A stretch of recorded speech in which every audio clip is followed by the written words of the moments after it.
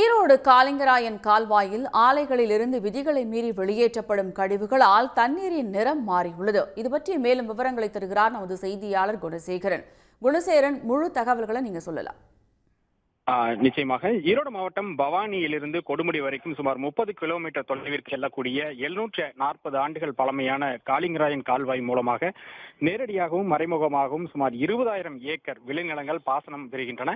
இந்த தண்ணீரானது பவானி ஆற்றிலிருந்து காலிங்கராயன் அணைக்கட்டு வழியாக இந்த காலிங்கராயன் கால்வாயில் வரக்கூடிய இந்த தண்ணீர் ஈரோடு பகுதியில் வரும்பொழுது இங்கு இருக்கக்கூடிய பல்வேறு ஆலைகளினுடைய கழிவுகள் நேரடியாக இதில் கலக்கின்றன என்பதுதான் விவசாயிகளுடைய ஒரு தொடர் புகாராக இருந்து வருகிறது.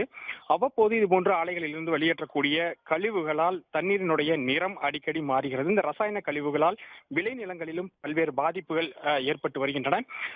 இந்த நிலையில் நேற்று முதல் இந்த தண்ணீரினுடைய நிறம் அடர் நிறத்திற்கு மாறி ஒரு துர்நாற்றத்துடன் இந்த தண்ணீர் தற்பொழுது சென்று கொண்டிருக்கின்றது.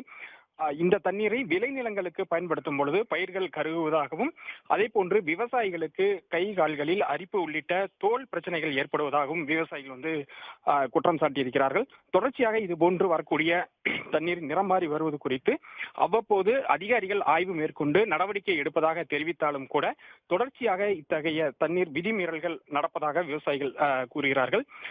எனவே இதுபோன்று விதிமீறக்கூடிய ஆலைகள் மீது ஒரு கடுமையான நடவடிக்கை மேற்கொண்டு பாரம்பரியமான 750 ஆண்டுகள் பழமையான இந்த காலிங்கராயன் கால்வாயையும் இந்த பாசனத்தையும் பாதுகாக்க வேண்டும் அப்படிங்கறத இந்த விவசாயிகளுடைய ஒரு கோரிக்கையாக இருக்கிறது. விரிவான தகவல்களுக்கு நன்றி குணசேகரன்.